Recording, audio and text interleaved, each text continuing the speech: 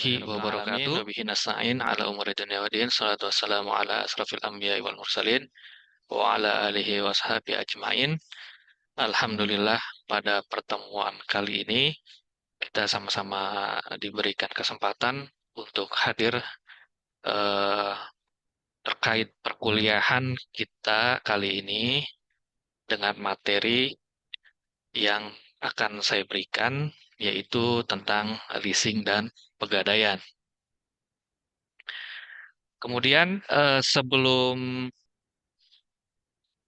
pengajaran perkuliahan kali ini, saya absen terlebih dahulu untuk kehadiran mahasiswa-mahasiswa nantinya akan dinilai sebagai penilaian kehadiran. Langsung saja saya akan panggil yang pertama yaitu Dewi Rahmasari. Sudah hadir Dewi Rahmasari? Sudah, Pak. Sudah oke hadir. Kemudian Firman Fakhrudin, hadir Firman Fakhrudin? Hadir Pak, hadir. Hadir, oke. Kemudian Dini Khaironika? Hadir, Sudah Pak. hadir, Dini Khaironika. Kemudian Syariah sudah hadir? Hadir, Pak. Syariah hadir. Kemudian Roni Rohimi, apakah sudah hadir? Hadir Pak. Oke, hadir. Kemudian Andini Fatia Ningsih, hadir, Andini? Hadir, Pak. Oke, hadir. Kemudian Ahmad Hafiluddin, hadir, Ahmad Hadir Hafiluddin? Pak. Hadir Hadir ya? Pak. Oke, hadir. Hadir. Kemudian Ratu Desiva Primahdiani, sudah hadir? Ratu? Belum ya? Belum hadir ya? Oke, Ratu Desiva belum hadir. Kemudian Sofia Fiska Ananda, sudah hadir? Hadir, Sofia Pak. Ya, Sofia Fiskananda hadir ya. Kemudian Meyanti Hadir, Rusul Pak. Bakti. Hadir ya. Oke, Meyanti Rusul Bakti hadir. Muhammad Raihan Al-Fauzi hadir. Hadir Pak, halo. Hadir. Oke, Muhammad Raihan hadir. Kemudian Muhammad Zidan. Muhammad Zidan hadir. Hadir Pak. Ya, Muhammad Zidan hadir. Kemudian Hikmal Bayu Hasan. Hikmal hadir, Hikmal. Hadir Pak. Oke, Hikmal Bayu Hasan hadir. Kemudian Firda Fitriana. Firda Fitriana hadir. Hadir. Kemudian Almasira Sofia. Almasira hadir. Oke, Almasira belum hadir. Kemudian Alifah Khairunisa hadir. Khalifah? Oke, Khalifah juga belum hadir ya. Kemudian Alifah Khairunisa ya. Belum hadir juga ya. Elsa Puji Lestari. Elsa Puji Lestari belum. Ahmad Hafiduddin. Ahmad Hafiduddin hadir Pak. hadir ya. Hafiduddin. Kemudian Arik Pak. Noval hadir ya. Ahmad Hafiduddin hadir. Hadir Pak. Hadir, oke. Kemudian Arik Noval hadir. Arik Noval. Oke, Hadir, belum Pak. hadir ya. Oke, Arik Noval hadir. Oke, langsung saja saya akan menjelaskan terkait capaian belajarnya. Eh, untuk materi ini dalam mata kuliah ini diharapkan mahasiswa mampu memahami tentang kredit dan manajemen kredit serta aspek-aspek dalam penilaian kredit. Setelah itu juga mahasiswa diharapkan dapat mampu memahami dalam pengawasan kredit, tentunya terkait dengan analisa kelayakan kredit. Samping itu juga mahasiswa harus mampu dan tahu tentang permasalahan dalam menganalisa persoalan kredit. Kemudian terkait materi kali ini diharapkan mahasiswa mengetahui dan memahami apa itu leasing, pengertian dan dasar hukumnya, kemudian perjanjian-perjanjian dalam leasing serta jenis-jenisnya, kemudian kelebihan dan kelemahan yang ada pada leasing, kemudian definisi pegadaian, kemudian dasar hukumnya serta organisasi pegadaian dan pegadaian syariah. Baik, saya akan share screen materi pada siang hari ini.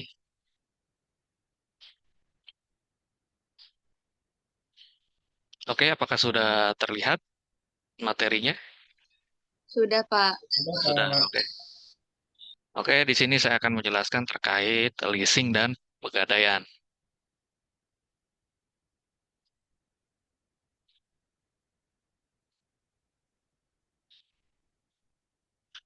Pendahuluan. Di sini diharapkan mahasiswa mampu memahami tentang definisi leasing dan dasar hukum leasing, kemudian perjanjian dalam leasing dan jenis-jenisnya, kelebihan dan kelemahan leasing, definisi pegadaian dan pegadaian syariah, serta organisasi pegadaian dan pegadaian syariah. Jadi nanti kita akan mengetahui antara leasing yang konvensional dengan leasing yang syariah, serta pegadaian yang konvensional dengan pegadaian yang syariah. Keberadaan lembaga leasing dan pegadaian belum begitu sangat familiar dibandingkan dengan perbankan pada zaman dahulu. Kenapa? Karena perbankan itu lebih banyak asetnya dan lebih maju dibandingkan leasing. Sedangkan leasing itu hanya terkait kendaraan eh, yang sifatnya kreditnya itu dengan limit tidak besar gitu. Kemudian seiring berkembangnya zaman, tentunya itu berubah ya menjadi lebih pesat. Leasing itu berkembang dan berkembang karena seiring permintaan dari nasabah atau konsumen. Sehingga kita bisa melihat bagaimana lembaga leasing seperti Adira, FIF, Boom Finance, dan lain sebagainya tumbuh dan berkembang dengan cepat.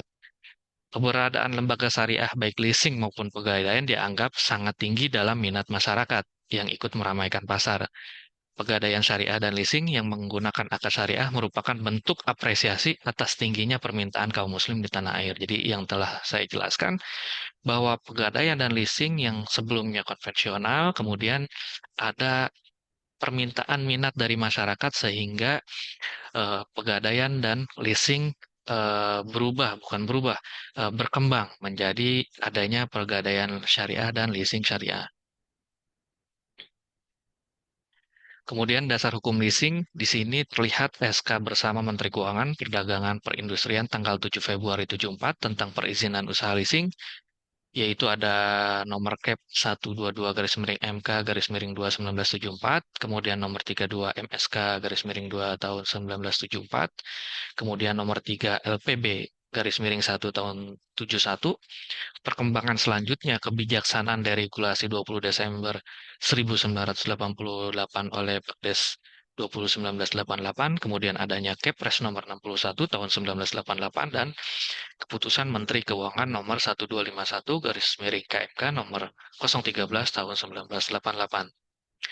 Di samping itu dalam leasing ini ada perjanjian-perjanjiannya, di mana perjanjian leasing terdiri dari jenis transaksi leasing. Jadi di dalam akad perjanjian tersebut ada jenis transaksi leasing.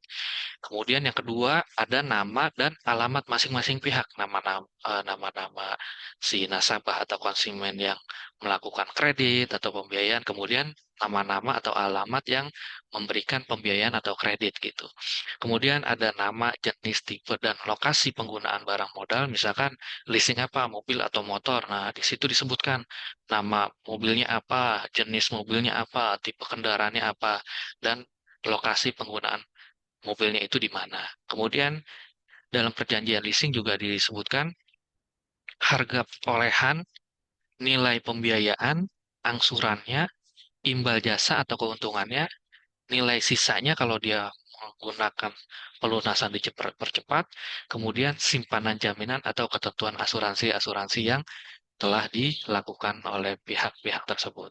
Kemudian masa leasing biasanya terkait kalau mobil itu 3 tahun sampai 5 tahun, kalau motor itu 1 tahun sampai 3 tahun. Kemudian ada ketentuan mengenai pelunasan dipercepat, apakah nanti akan dibayar sesuai angsuran sisa hutang yang tertagih atau hanya pokok kemudian diberikan dendanya. Nanti di dalam perjanjian leasing diberikan ketentuan-ketentuannya. Kemudian penetapan kerugian yang harus ditanggung seorang lease. Jika misalkan salah satu nasabah One Prestasi, maka harus ditetapkan kerugiannya apa nanti dibayarkan oleh asuransi atau nanti si pihak nasabah atau konsumen harus melakukan kewajibannya sesuai dengan eh, kesepakatannya, maka itu nanti diberikan ketetapannya. Kemudian adanya tanggung jawab para pihak atas barang yang dileasingkan. Jadi tanggung jawab si pihak leasing apa, kemudian tanggung jawab si pihak nasabah atau konsumennya apa. Nanti di dalam perjanjian tersebut akan diberikan ketentuan-ketentuan seperti ini.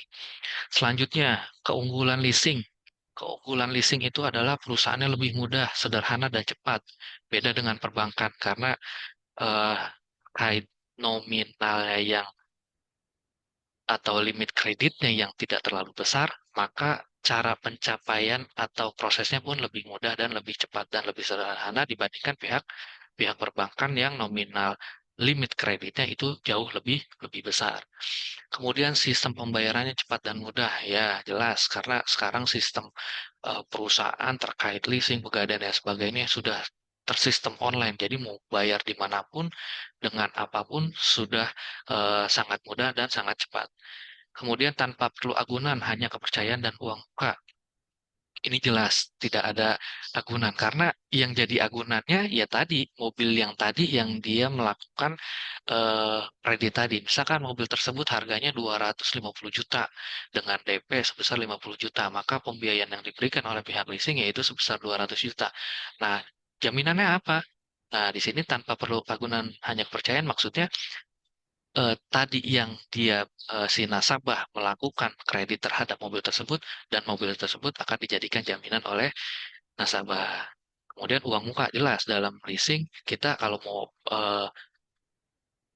kredit motor atau pinjam motor itu harus ada uang mukanya. Kemudian pembiayaan penuh 100% tanpa uang muka suka ada tuh kalau misalkan di motor-motor pembelian motor tanpa uang muka. Nah, itu suka ada tuh. Nah, itu berbagai macam strategi leasing dalam meraih konsumennya dengan cara memberikan diskon atau memberikan uang muka dan lain sebagainya.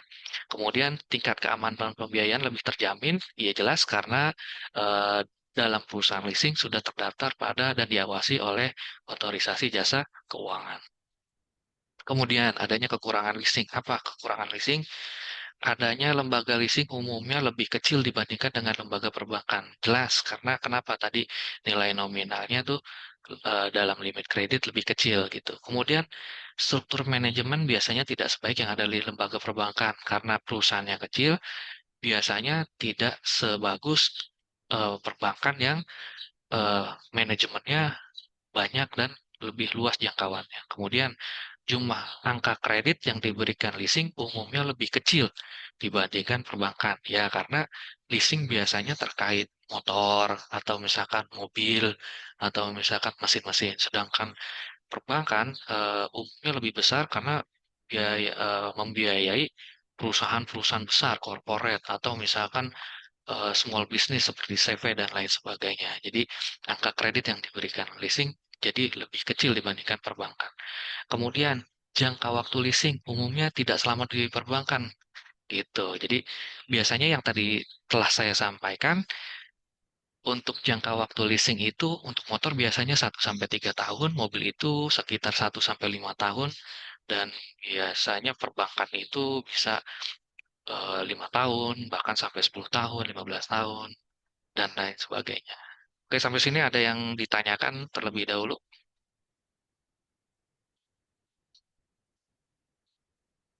Baik, ada yang Izin ditanyakan? Pak, Ya, silakan Iqbal. kalau kayak misalkannya kita minjem duit ke bank sama ke apa namanya mau minjem buat kendaraan misalkannya ngambil Iya. motor, itu Ah, lebih cepat cairnya di leasing apa apa Pak? Gimana Pak itu? baik, untuk proses Ya lebih mudah sama lebih cairnya cepetan mana gitu Pak? ya baik untuk proses mudah dan cairnya tergantung limit yang diajukan. Kalau misalkan kita limitnya itu 10 juta dengan agunan misalkan motor, kita mengajukan kredit ke pihak leasing. Maka menurut saya yang lebih mudah dan lebih cepat proses itu pihak leasing dibandingkan pihak perbankan. Kenapa pihak perbankan? Karena dia lembaga keuangan yang besar, maka dia banyak proses yang harus dilakukan. Akan tetapi, yang saya tahu untuk leasing ini bunganya itu lebih besar dibandingkan perbankan. Jadi ada plus minus dan take and give-nya. Kalau mau prosesnya cepat dan lebih mudah, silakan ke leasing. Akan tetapi bunganya sedikit lebih besar dibandingkan pihak perbankan. Akan tetapi kalau mau yang lebih murah, tapi prosesnya agak lama, yaitu silakan ke pihak perbankan. Seperti itu. Gitu, Ya, Iqbal. paham Pak, alhamdulillah. Oke, baik. Ada lagi yang dipertanyakan? Kalau tidak ada, saya akan lanjut. Kemudian di sini ada definisi pegadaian. Pegadaian adalah suatu hak yang diperoleh seseorang yang berpiutang atas suatu barang yang bergerak yang diserahkan padanya seseorang atau oleh orang lain atas namanya dan yang memberikan kuasa kepada orang yang berpiutang itu untuk mengambil pelunasan dari barang tersebut didahulukan daripada orang-orang berpiutang lainnya. Di sini ada pegadaian syariah. Apa istilahnya pegadaian syariah itu? Yaitu disebut dengan rohan. Diartikan yaitu perjanjian suatu barang sebagai tanggungan hutang atau menjadikan suatu benda bernilai menurut pandangan syarak sebagai pinjaman atau marhumbi. Di sini ada orang yang menyerahkan barang gadainya itu disebut rohin, kemudian ada orang yang menerima gadai disebut murtahin dan barang yang digadaikan disebut marhun. Jadi kalau di syariah itu sebutnya orang rohin, kemudian yang menerima pihak gadainya itu murtahin dan barangnya itu disebut marhun. Kemudian rukun gadai ada sigot yaitu ucapan berupa ijab kabul, orang yang berakad, rohin tadi, si nasabah, murtahin itu tadi, si pihak pegadainya, kemudian harta atau barang yang digadai yaitu marhun, dan utangnya atau marhun B. Gitu. Kemudian syarat sahnya itu sigot harus tidak boleh terikat dengan ketentuan syarat tertentu dengan masa yang akan datang. Orang yang berakad, baik rahin maupun murtahin, harus cakap dalam melakukan tindakan hukum. Adanya marhum bih merupakan barangnya. Jadi jelas ya barangnya yang akan digadai. Kemudian ada marhun, yaitu berupa harta yang bisa dijual dengan nilainya seimbang dengan marhun B. Nah, di sini ada organisasi pegadaian, sejarahnya dimulai tahun 69 di bawah Departemen Keuangan, kemudian dilanjutkan dengan kegiatan operasional mulai di kantor cabang dan kantor-kantor daerah. Mekanisme pegadaian yang tadi hampir sama dengan leasing, yaitu adanya aplikasi, kemudian penaksiran barang, ada negosiasi jumlah pinjaman terkait barang yang akan digadaikan tadi, kemudian penyerahan barang yang digadaikan, eh, barang yang digadaikan itu bisa emas, bisa kendaraan, bisa alat elektronik, yang bisa diambil manfaatnya dan bisa diperjualbelikan atau digadaikan gitu. Kemudian setelah itu ada pencairan dana, jadi setelah kita mengajukan aplikasi, ada penaksiran barang oleh pihak penaksir dari pegadaian, kemudian ada negosiasi jumlah harga terhadap barang tersebut, kemudian oke, misalkan laptop digadai dengan harga 2 juta, oke diterima oleh si nasabah, kemudian diserahkan pihak barangnya ke pihak pegadaian, kemudian pencairan dana pinjaman, kemudian penyetoran dana pinjaman setelah sebulan yang akan datang, 2 bulan yang akan datang, maka itu akan dilakukan penyetoran, kemudian penerimaan barang gadai setelah barang gadainya lunas, kemudian ada pelelangan barang gadai jika si nasabah tidak melakukan atau tidak mengembalikan dana pegadaian yang telah diberikan. Seperti itu. Nah, di sini ada jenis-jenis barang yang digadaikan. Di antaranya yaitu ada kelompok perhiasan, emas, perak, permata, berupa intan, arloji, dan berlian dan sebagainya. Kemudian ada perabot rumah tangga, yaitu bisa itu terkait televisi, atau misalkan pakaian yang mahal, tas yang mahal, yang nilainya puluhan juta, seperti itu. Atau misalkan laptop, handphone, komputer, dan lain sebagainya. Bisa juga dari kelompok kendaraan seperti mobil, sepeda motor, atau sepeda mahal ya. Sepeda mahal jelas ya, karena ada beberapa sepeda yang nilainya puluhan juta, bahkan sampai ratusan juta. Oke, sampai sini ada yang ingin ditanyakan kembali?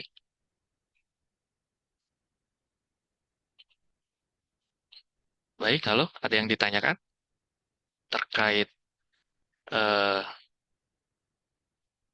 leasing dan pegadaian? Yang ditanyakan, apakah sudah cukup? Izin bertanya, Pak. Iya, silakan. Dari Ahmad Nur Hafidin, apa yang mau ditanyakan? Ini Pak, saya ingin menanyakan tentang leasing. Nah, di leasing kan ada leasing syariah dan konvensional ya Pak. Iya. Nah, itu perbedaan antara leasing konvensional sama syariah itu apa ya Pak? Terima kasih Pak. Oke, baik. Terima kasih Ahmad Nur Hafidudin. Terkait perbedaan leasing syariah dengan leasing konvensional. Yang pertama, leasing konvensional itu akadnya melakukan dengan akad apa? Akad bunga. Kemudian leasing syariah. Leasing syariah itu akadnya biasanya menggunakan akad apa? Akad murabahah. Jadi nanti terkait eh, mata kuliah lain yang berhubungan syariah bisa membedakan nih mana itu leasing konvensional yang menggunakan akad bunga, mana itu leasing eh, yang syariah yang menggunakan murabahah. Maksudnya apa? Jadi gini, ketika Ahmad membeli motor seharga 20 juta, oke, 20 juta dengan cicilan selama 3 tahun, yaitu sebesar berapa misalkan 3 tahun 800.000 andai kata. Dengan bunga dari 20 juta itu diambil misalkan sebesar 10%, berarti berapa? Dari 20 juta sebesar 2 juta misalkan. Atau diambil 1%-nya berapa? Berarti 200.000. Itu misalkan. Berarti Ahmad harus membayar cicilan pokok 800.000 plus bunganya 200.000. Jadi angsuran yang harus dibayar yaitu sebesar 1 juta rupiah per bulan, itu berdasarkan angsuran pokok 800.000 plus bunganya 200.000, 1 juta. Nah, terkait leasing syariah, maka dia mengambil akad murabahah. Maksudnya murabahah apa? Oke, misalkan harga motornya 20 juta. Kemudian dari leasing syariah membeli motor tersebut ke pihak Astra Honda sebesar 20 juta rupiah.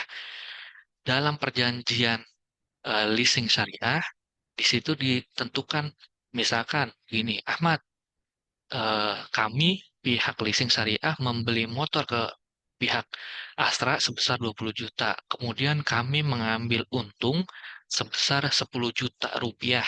Jadi berapa? 30 juta rupiah dengan cicilan angsuran sebesar 1 juta selama 30 tahun, 30 bulan gitu. Jadi perbedaannya apa? Perbedaannya itu adalah kalau di leasing konvensional yang diberikan yaitu pemberian kredit dengan bunga berdasarkan pokok pinjamannya 20 juta. Akan tetapi kalau di leasing syariah itu diambil dari akad murabahah atau jual beli. Jadi pihak leasing menjual kepada Ahmad sebuah motor dengan harga 30 juta. Misalkan dengan ketentuan dicicil selama 30 bulan gitu. Secara nominal sama nggak dengan leasing konvensional? Sama. Karena apa? Karena keduanya adalah eh, sama-sama lembaga keuangan yang profit gitu. Tetapi dari segi akad keduanya merupakan kegiatan yang berbeda. Yang satunya itu kredit, yang satunya itu dengan leasing. Dengan leasing dengan jual beli seperti itu. Gimana Ahmad?